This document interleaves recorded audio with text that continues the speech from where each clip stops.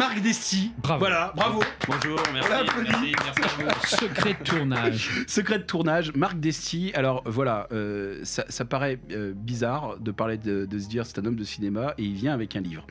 Mais parce qu'on l'oublie, je le dis souvent, c'est que le cinéma avant d'être vu, il s'écrit. Et que ça passe d'abord par ça, et que c'est vrai que quelque part, voilà. Marc, merci à toi de ta présence. Merci à toi Xavier de m'avoir invité. Bonjour à toi Marc, alors du coup. Bonjour à toi. Est-ce que Xavier. tu peux effectivement te présenter, parce qu'on parle bien sûr du livre que tu as écrit avec Patrice Lecomte, mais est-ce que tu peux te présenter, nous dire ton parcours, qu'est-ce qui fait qu'aujourd'hui tu te retrouves dans Instant Geek et que tu as édité ce livre? Voilà. Alors, donc je suis réalisateur et également entrepreneur. Donc, je suis réalisateur parce que j'ai réalisé franchement une centaine de films. Alors, évidemment, pas que des fictions. Hein. J'ai réalisé une vingtaine de fictions, mais aussi donc des pubs, des clips, des documentaires. Donc, ça, c'est pour le côté réalisation. Et donc, entrepreneur parce que j'ai monté plusieurs entreprises, donc une société qui s'appelle Cineloc, qui est une société de location de matériel audiovisuel. J'ai racheté une boîte de production qui s'appelle Kino et j'ai créé une maison d'édition qui s'appelle Faire du cinéma. Et c'est avec cette maison d'édition que j'ai sorti le premier livre qui s'appelle Faire du cinéma. Les secrets de tournage de Patrice Lecomte. Enfin, les secrets de tournage, qui sera C'est une série. C'est une série. Voilà, tu as tout à fait génial. raison. Ouais. Et donc, un bouquin, un réalisateur, à chaque fois, avec leur mode de pensée et leurs secrets de tournage. Alors, il a dit ça d'une façon extrême. Enfin, il a dit ça très vite. J'ai fait une centaine de films. Tout va bien. Comme ça, je veux dire. Bon, j'ai fait un peu de réal. J'ai beaucoup moins à ton actif que toi de termes de réalisation. Toi, David, t'as combien tu pourrais dire combien? Non, moi j'ai 5 courts-métrages, c'est très peu. Après, j'ai beaucoup de choses je prépare mes longs, mais c'est long. Oui, bien sûr. Mais sinon, j'ai fait pas mal de choses en corporate, en télé aussi, beaucoup de trucs en télé. Mais en fiction pure, à part quelques séries, j'ai fait que 5 courts-métrages. D'accord. Donc voilà, Mais tu peux témoigner que... cela dit, en 5 ans. Oui, c'est voilà. très bien. Mais Depuis tu peux 2015, donc aussi témoigner de se dire, parce que... alors voilà, pour que les gens sachent, je une connais centaine, Marc c'est depuis beaucoup, mon enfance, on peut dire ça. Enfin, en tout cas, j'étais au lycée lorsque je l'ai rencontré. Ce qui est juste incroyable, c'est qu'il vous parle d'une vie de réalisateur, d'entrepreneur. Je peux vous dire, de là où on vient, personne prenait la direction de cette voie-là. Parce que nous étions dans un lycée technique et comme tous les lycées techniques, a priori, on était plutôt destiné à être tourneur-fraiseur, avec aucune, enfin il n'y a pas de sous-métier, au contraire. C'est pas du tout ça, mais c'est vrai que il est tourneur de films maintenant, c'est pas loin. Exactement, bien, pas mal. Rien. Bravo. Il est aussi punchliner. Il est fort. Il a travaillé à Canal+ pour ça d'ailleurs. Ouais. Donc c'est vrai que et justement, tu viens de balayer là comme ça en 20 ans, parce que du coup ça fait 20 ans qu'on s'est pas vu. Je t'ai rencontré parce que je t'ai loué du matériel une fois ou deux fois.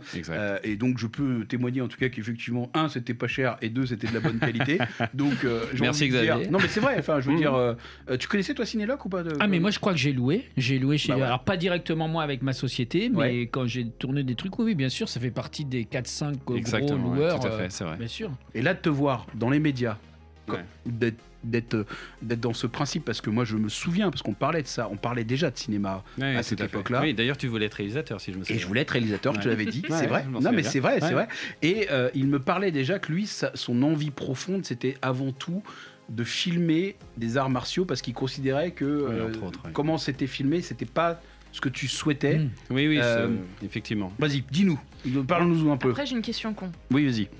Tu peux y aller. On peut commencer la question. Allez, allons-y. D'accord. Alors, en gros, je suis pas très cinéma. Oui. Du coup, est-ce que cinéphile, tu veux dire ? pas cinéphile du tout. D'accord, très bien. Ouais. Et malheureusement, je suis atteinte d'épilepsie, donc en fait, le cinéma, j'ai dû décrocher. Voilà, Okay. c'est impossible pour moi. Okay. Mais je me demandais, déjà, j'ai 2 questions. La première, c'est si quelqu'un comme moi qui te connaît pas devrait voir un de tes films ou une de tes réalisations, ce serait laquelle qui te définit le plus ou qui montre le plus ton univers? Muse. Je pense Okay. c'est un court-métrage que j'ai fait, donc il y a maintenant 2-3 ans, et je pense que ça définit bien mon univers. C'est un univers un peu poétique, un peu fantastique. C'est vraiment tout ce que j'aime. Et voilà, je pense que tu te feras une idée un petit peu de... Ok. Où est-ce qu'on peut le voir du coup Tu peux le voir sur Vimeo, tout simplement. C'est parfait. D'accord. Voilà. On marque Marc Desty. Marc Desty. Alors Marc Desty, D-E-S-T-I, pour ceux qui... Il n'y a pas de Y, il n'y a pas de... Il n'y a pas de TS, il y a... Il n'y a pas de CHD, il n'y a rien de tout ça. Comme sur le livre. Comme sur le livre, exactement. Voilà. Et la deuxième question con, c'est que, en fait, en écoutant votre échange, moi j'ai pensé aux 3 films de Ip Man, qui, bien sûr, pour moi, sont incroyables et merveilleux. Et tu sais qui est Ip Man ? Non, pas du tout.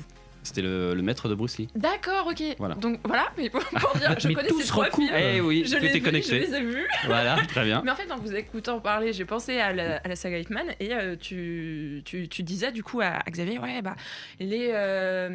les films d'arts martiaux n'étaient pas filmés correctement. Mais comment toi, t'as trouvé les 3 Ip Man ? Parce que moi, je l'ai trouvé justement très bien dosé entre le côté intérieur du guerrier et le côté extérieur de la violence.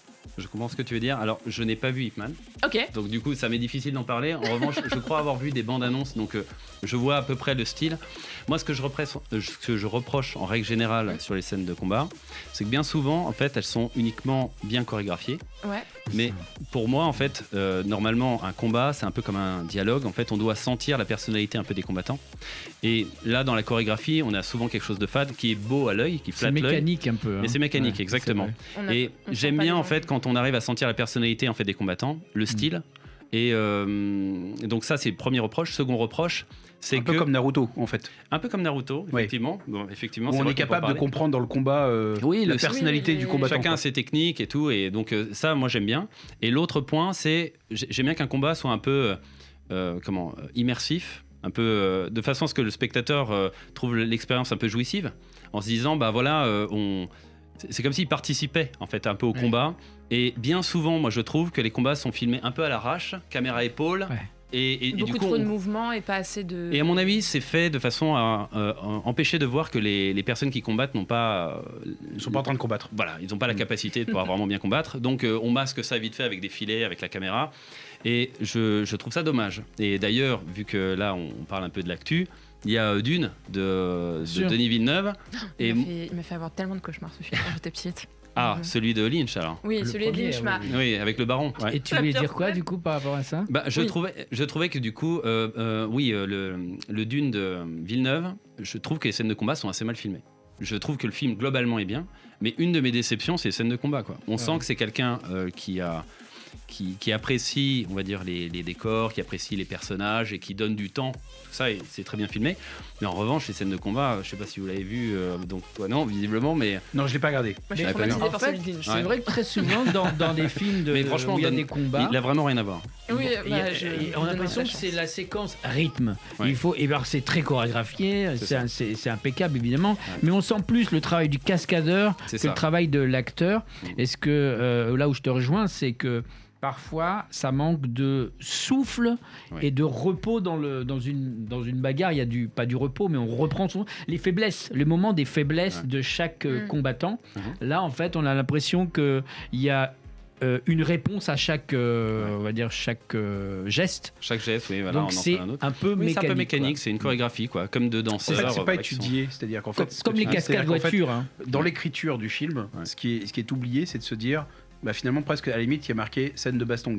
Et puis, il n'y a pas de réflexion sur comment la caméra va prendre, quelle est l'utilité du combat. En fait, c'est le combat pour le combat. La psychologie, tout simplement. Il n'y a pas tout ça. Et en fait, moi, il y a un film, mais qui à mon avis, je pense que tu veux te rapprocher de ça, ou en tout cas travailler sur ça. C'est le film de Christopher Gans, Crying Freeman, qui pour moi est la première fois où je vois un combattant qui donne une vraie raison de son combat. C'est pas je dois sauver ma fille, ma fille et je vais aller sauver, je vais aller sauver ma femme. Tu vois, c'est pas un Bruce Willis, tu vois, qui va aller dans la tour de cristal. Voilà, Crying Freeman. Tout d'un coup, chaque combat est mesuré et j'en ai des frissons parce que je sais pas ce que vous avez vu. C'est un film, si vous ne l'avez pas vu, Crying Freeman. On va baisser la clim, il a des frissons. Non, mais c'est vrai. Est-ce que tu es d'accord avec ça? Oui, tout à fait. C'est peut-être sûrement le seul film où je suis capable de me dire, peut-être Kill Bill, mais non, même pas. Non. Crying Freeman est le seul pour moi qui pourrait se rapprocher de ce que tu veux faire. Oui, en termes de personnalité, c'est ça. Qu'on arrive à sentir un peu la personnalité du combattant, c'est ça? Oui, tout à fait, c'est vrai. Il y avait... alors déjà, petit scoop, je vais rencontrer Christophe Gans. Peut-être même ce mois-ci, parce qu'on est censé se voir, donc pour peut-être un livre. Donc tu vois, comme quoi. Génial. Ça se recoupe. On parlait de connexion, ben voilà. Ouais. Et un combat qui est. Enfin, il y a 2 combats qui pour moi sont des références. Donc tu vois, pour aller un petit peu plus loin, c'est. Bon, il y a Matrix. Moi, j'aime bien en fait les combats dans Matrix. Très clair, on arrive bien à comprendre ce qui se passe, mais. Il y a un défaut pour moi, c'est qu'en fait, je trouve que les combattants se battent un peu tous de la même manière, donc on sent pas la personnalité. Mais en revanche, tout est limpide. Donc voilà. Et les combats de la Fureur du Dragon, moi j'aime bien en fait. Et oui. Parce que là, en fait, on sent la personnalité des combattants. Et je trouve que ça, c'est, à mon sens, c'est quelque chose qui manque. Alors, c'est terrible. Birdman. Il n'y a pas de combat. Pas de Birdman alors, Ouais. attends. On en profite de saluer Moi je parlais de Sinclair. Kingsman en fait. Du coup, Kingsman. oui, voilà. Moi, j'avais Kingsman vraiment est kiffé. Avec les un combats, ouais. tournage avec une fréquence. Je trouve la fin what ils the ont changé fuck la de fréquence. Oui, du tournage exactement, pour- tout à fait. Mais d'ailleurs, qui a été utilisé dans le Pacte des loups aussi. Oui. Ouais. La fin Very de Speed. Kingsman, moi, c'est Le vraiment Very de mon Speed. côté où Oui, j'ai oui. fait quoi? Non. Je refuse de la fin de Kingsman. On en profite aussi pour dire bonjour à Sinclair. Sinclair qui est notre. qui est toujours là. Qui nous envoie un lien et qui nous a mis, à mon ça avis, doit bien être ta chaîne ouais, vidéo. C'est vrai. Voilà, oui, ça ça doit doit être être c'est ça. Parce Mais que en fait, Sinclair, si tu malheureusement retrouves ce sur Vimeo, t'es t'as un MVP. chiffre. T'es pas. J'ai un chiffre. Ah ouais. Ouais, c'est pas slash Marc Desti, quoi. je suis codé. Voilà. Ok. Merci à toi Sinclair Merci, en tout cas merci. pour Merci, le Sinclair. partage en tout ça. Et alors du coup, comme je te dis, qu'est-ce qui t'a amené, Uh-huh. parce que tu écris, tu fais des films, qu'est-ce qui t'a amené du coup à écrire ce livre? Mhm. Est-ce que c'est avant tout la rencontre avec un réalisateur qui du coup t'a donné cette idée-là en disant tiens on va le faire ensemble, Mhm. ou est-ce que c'est vraiment toi qui a pris ton bâton de pèlerin Ouais. et tu t'es dit bah tiens je vais rencontrer Patrice Lecomte et je vais écrire quelque chose avec lui? Bah, d'abord, c'est le fait d'une coïncidence. Est-ce que vous connaissez Alec Guinness? Alec Guinness, Alors, moi, je bon connais des la bière. records. Pas du tout. Non, vous voyez pas. Bon. Je sais que ça se boit. Mais après, le pire, non. c'est que je suis sûr que vous le connaissez. Enfin, vous connaissez son visage, mais vous connaissez pas son nom. En fait, bon, c'est un super comédien. D'abord, c'est un comédien qui a joué donc dans Le Pont de la Rivière Kwai, dans Laurence d'Arabie. Bon, là, vous dites, ouais, ok, un vieux film et tout. Mais dans La Guerre des Étoiles aussi. C'était Obi-Wan Kenobi. Donc voilà, bah donc oui. je pense Ah oui. que ça vous dit quelque chose. C'est hein. bon. Voilà. D'accord, ok. Je le remets. Voilà. Et donc, j'étais curieux de connaître un petit peu son parcours. Et donc, j'ai été sur un site de commerce en ligne bien connu pour essayer de trouver une biographie sympathique. Et là, je vois que le moteur de recherche me propose un livre qui s'appelle Conversation with Filmmaker.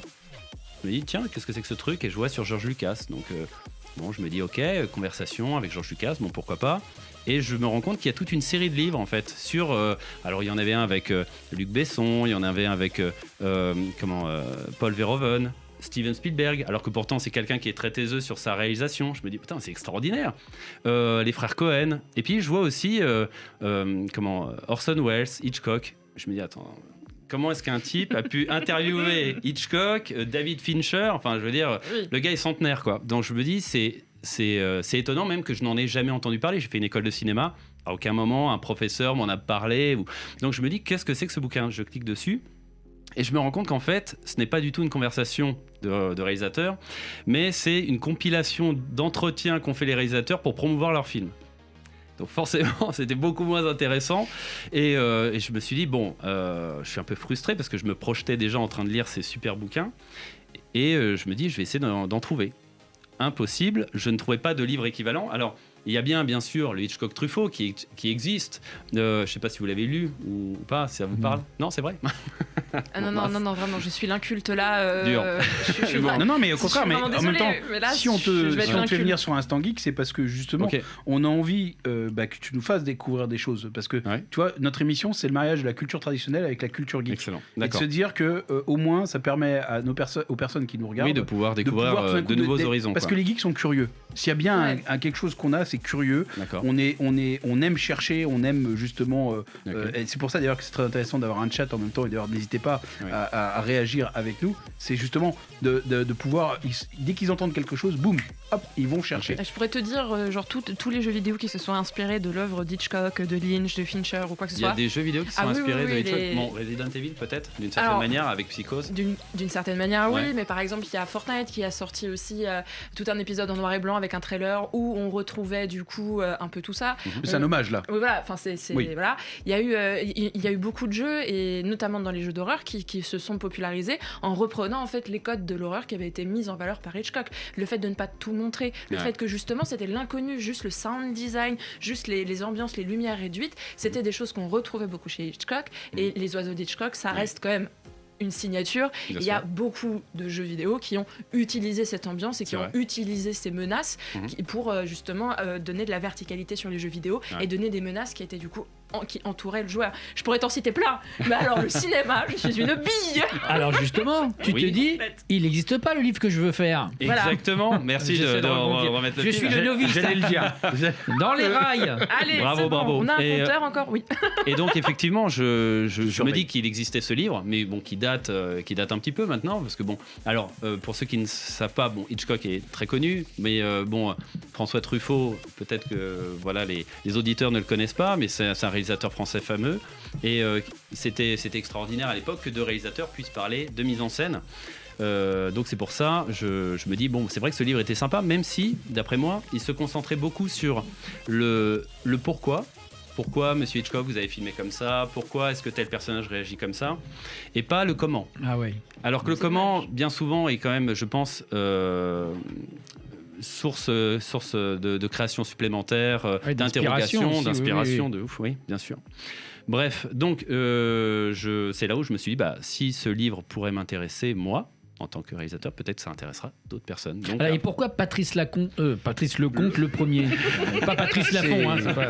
Non, c'est un présentateur célèbre aussi. On parlera des chiffres et des lettres plus tard. Eh bien, d'abord, j'ai... C'est le comédien dont tu avais commencé. Alors, non, j'ai cherché à contacter le plus de réalisateurs possible. Et le premier réalisateur qui m'a dit oui, ce n'est pas Patrice Lecomte, c'est Jean-Pierre Jeunet.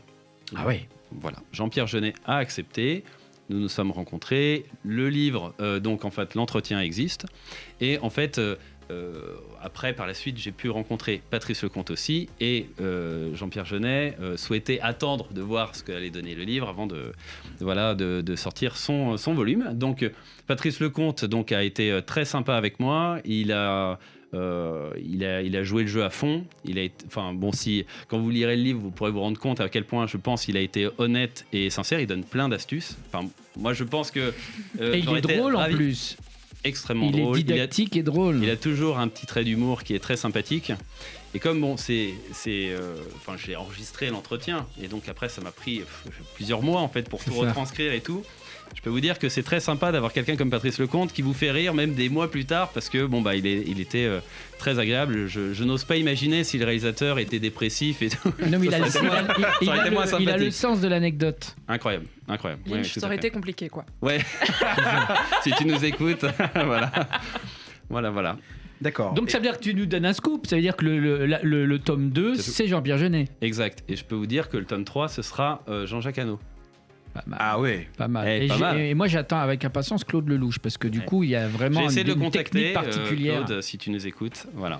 On peut passer un appel du coup à Claude Lelouch. On en profite justement, vous qui êtes geek, n'hésitez pas à clipper ce moment-là pour le partager au maximum sur les réseaux sociaux et du coup permettre à Marc qu'il puisse faire le livre sur Claude Lelouch, parce que c'est vrai qu'en même temps il est tellement, lui c'est pas un réalisateur pour moi, c'est un créateur tout court, parce que il a il ne respecte aucune règle. Non, mais c'est surtout que c'est le cas d'ailleurs de Patrice Lecomte. Ce sont au départ des cadreurs, parce qu'il y a beaucoup de réalisateurs qui ne cadrent pas leur propre film. Mais Lecomte, si je me trouve, tu as tout à fait raison, il cadre.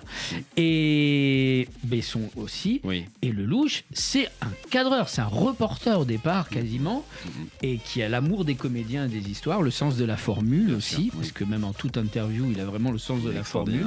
Donc je pense que il a vraiment sa place pour faire un beau livre avec toi. Oui, donc déjà là en fait t'as toute une série, donc même si tu contactes Christopher Gans, ce sera pas tout de suite qu'on aura le livre avec Christopher Gans. Non, il faut. Tu mets combien de temps justement entre le moment où je te parle pas la prospection, parce que la prospection là ça peut être très vite comme ça peut être très long. Bien sûr. D'ailleurs on compte sur vous pour que le louche ça se fasse vite du coup.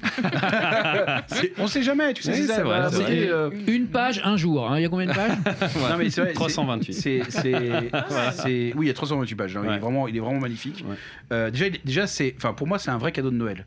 C'est-à-dire qu'en fait, même Merci beaucoup. Si vous tu le veux, hein, bon. Ne baissons pas le rythme de l'émission. Ne baissons pas le rythme. Je vous écoute. Et si tu veux, combien de temps, du coup, entre le moment où tu fais cet entretien-là et le moment où après, tu envoies au moins la maquette pour la production? Une année. Ah oui, quand même. Une année, ouais. Mais une année vraiment une quotidienne, tu bosses vraiment quotidiennement dessus?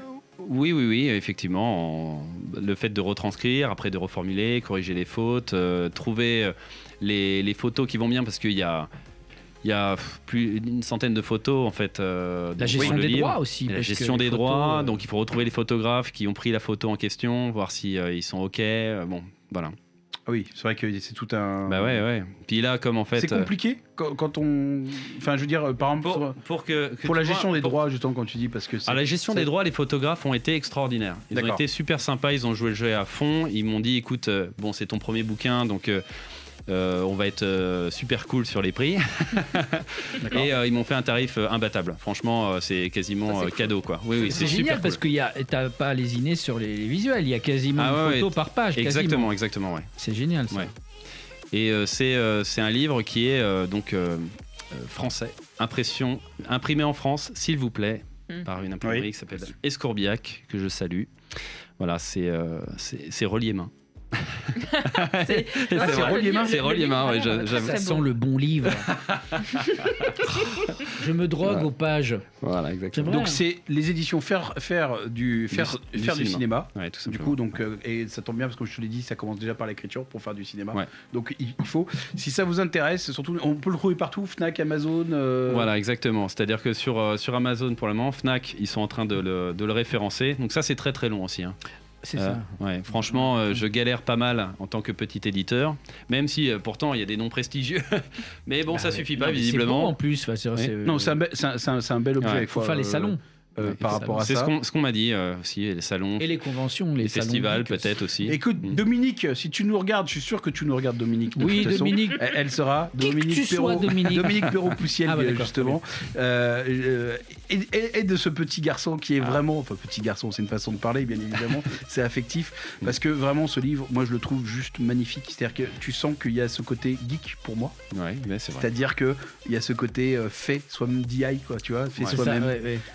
Artisanal, très artisanal, mais propre. Et surtout, et puis en plus, ce qui est très intéressant, c'est que tu vois, Patrice, j'ai écouté l'interview qu'il a fait avec Guillaume, Patrice Lecomte.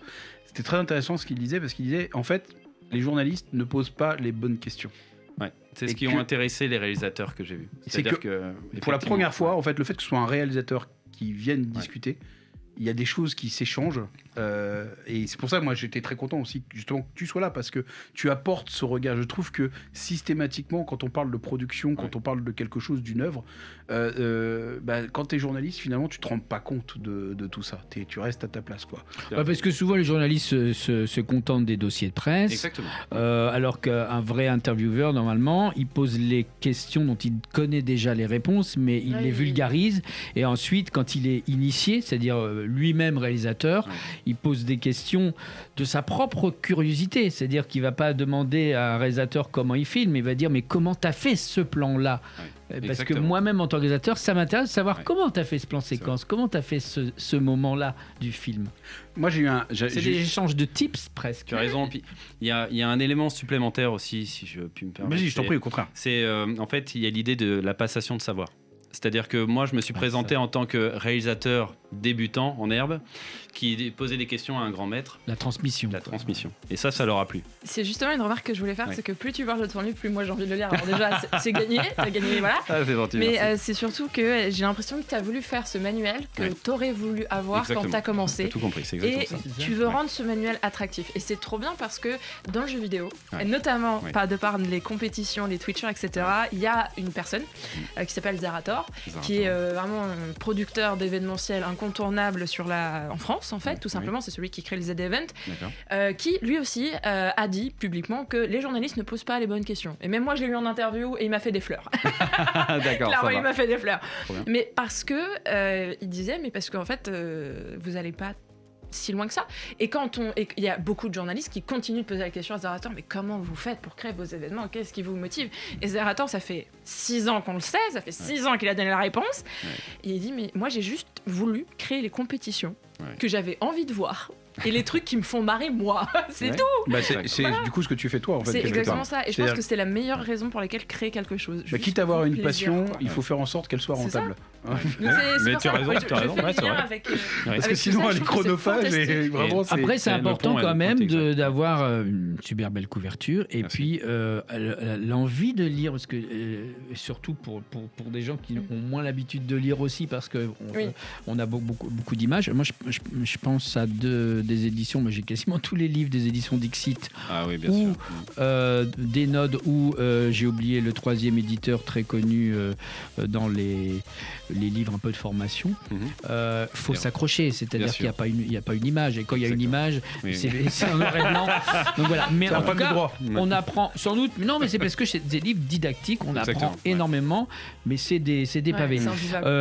Par contre, en revanche, il y a des livres comme celui-ci qui m'attirent aussi, parce qu'il y a les deux.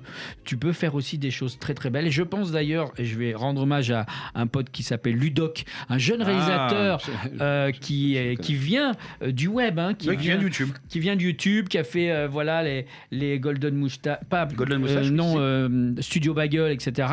Ah oui, d'accord. Et lui, si tu veux, là, il a sorti un livre qui, à mon avis, cartonne, qui est un bouquin presque du même format, qui s'appelle le guide de survie du vidéaste. Et c'est vrai que on pense savoir tout, nous, de tout savoir. Je l'ai feuilleté, c'est aux éditions Marabout. Je l'ai feuilleté et je l'ai trouvé. Marabouté. Et je l'ai acheté. Alors qu'il y a plein de trucs que je sais déjà, mais il est tellement bien foutu, ce bouquin. Et pourtant, Ludoc, il a 30 ans, quoi. Enfin, il est jeune. Oui, quoi. Mais c'est parce que. Non, mais alors ça fait. Moi, j'apprends pas grand-chose. J'apprends des petites astuces de terrain, parce qu'il se dit comment filmer dans un hélicoptère quand on n'a pas d'hélicoptère. C'est intéressant. Il a fait ça dans une camionnette et puis c'était très marrant. Mais je pense qu'il est vraiment bien fait pour les gens qui ont un petit boîtier comme ça, un appareil photo, même un iPhone. Et qui veulent débuter. Je pense que ce qu'a fait Ludoc vraiment a fait un très très bon bouquin sur comment débuter et comment apprendre un maximum. C'est une vraie Bible, alors qu'il y a d'autres bouquins qui sont très bien faits, mais qui donnent pas envie en fait d'ouvrir. Voilà. Et donc je pense que ce genre de livre, faire du cinéma là, je pense que si c'est ça les prochains projets, je dis oui. J'ai des idées. C'est très bien. Parce que c'est des discussions, c'est des entretiens, donc il va y avoir des confessions, il va y avoir des petits, comme tu dis, il va y avoir des tips, des machins. Il l'a dit surtout, une transmission de savoir. C'est d'un coup de se dire, ce sont des échanges de réalisateur à réalisateur. Et donc du coup, d'avoir cette capacité à pouvoir dire, tout d'un coup, je vais pouvoir avancer et permettre de justement de donner. Et toi, le fait que tu gardes pas ça pour toi. Et que justement tu le mets à la disposition de tout le monde, ça j'avoue honnêtement, bravo à toi. Merci Xavier. Et puis on a envie de le voir dans sa bibliothèque, c'est surtout ça. Parce que j'ai fait une photo récente de ma bibliothèque avec tous les livres justement que j'ai là. C'est pas joli à voir, ça donne envie comme ça de lire, mais c'est pas joli à voir. Là on a envie de le mettre, sur la table basse. C'est ça. C'est des livres que tu as envie de mettre sur la table basse. Oui, c'est des livres de collection, on est d'accord. On salue Hydra Polki qui nous a rejoint. Merci à toi Hydra d'être présent. Sinclair nous dit, vu à la Fnac, mais épuisé, la fabuleuse leçon de cinéma de Jean-Pierre Jeunet, de Marc Desti. Exact. Mais celui-ci, c'est pas celui-ci qui devait sortir en premier ? C'est ça, exactement. Mais alors pourquoi il marque épuisé à la Fnac ? Parce que en fait, initialement, donc déjà, ça me permet de pouvoir parler d'un petit peu de la durée en fait de ce projet, parce que ça fait 10 ans en fait que ce projet il est en cours. D'accord. Donc tu vois, ça fait un bout de temps. Oui, parce que je crois que tu as fait des livres en plus sur la Mésopotamie. Je crois que tu as fait autre chose aussi. Des livres de recettes également. Un homonyme, je crois, qui est québécois. Ah d'accord. Je le salue d'ailleurs. Qui a sorti des super bouquins sur la Mésopotamie. Donc ce n'est pas moi. Les livres de recettes, le couscous au sushi, c'est pas toi non plus. Et donc effectivement, ça a été très difficile. Ça a été un vrai parcours du combattant en fait pour pouvoir arriver à mener à bien en fait ce projet, parce que au départ je cherchais des maisons d'édition. Toutes t'ont dit non. La plupart m'ont dit non effectivement. Celles qui me disaient oui me faisaient galérer. Donc j'ai eu Erol qui m'a quand même dit oui. Erol, je cherchais l'autre. Erol, donc ça c'était quand même pas mal. Et puis voyant que ça traînait un peu, à un moment ils ont passé la patate chaude à c'était Armand Collin. Donc là, c'était pas mal. Armand Collin, c'est Hachette, quoi. Et c'est là où on devait sortir donc la petite leçon de cinéma de Jean-Pierre Jeunet. Et au fin, titre que je n'aimais pas trop parce que mais les commerciaux, ils ont dit ça c'est super, c'est top. Donc moi c'était mon premier livre, donc je pouvais pas dire non. Et au final, ce qui est terrible d'ailleurs, ce que tu viens de dire. Parce qu'en fait, on s'en fiche que ce soit ton premier livre ou pas. Oui, mais ils disent les commerciaux connaissent leur boulot, ça c'est pas tien. Ouais, mais c'est le cas au cinéma, c'est pareil. Tu sais, le réalisateur n'a pas forcément son mot à dire sur la bande-annonce, sur le titre, sur l'affiche. Bah oui, parce que c'est sur les culs de bus après en région. Les marketeurs, on va dire, ils savent un petit peu. Bon, apparemment, ils savent plus que. Il y a que Alexandre Astier qui a le droit de tout changer. Sur le apparemment. Parce que sinon, s'ils savaient, on ferait tous 20 millions comme Danny Boone. Ou Intouchable, donc c'est vrai. J'en parlerai tout à l'heure d'ailleurs. On parlera de marketing du côté jeux vidéo où les marketeurs ont. Justement, on a une très grosse émission, ça c'est vrai. Et je pourrais passer des heures parce que je vous dis, ça fait 20 ans que j'ai pas vu Marc et que donc du coup, je lance une invitation officielle. On n'attend pas la fin de l'année pour dîner ensemble. Voilà, je le dis comme ça. Yeah.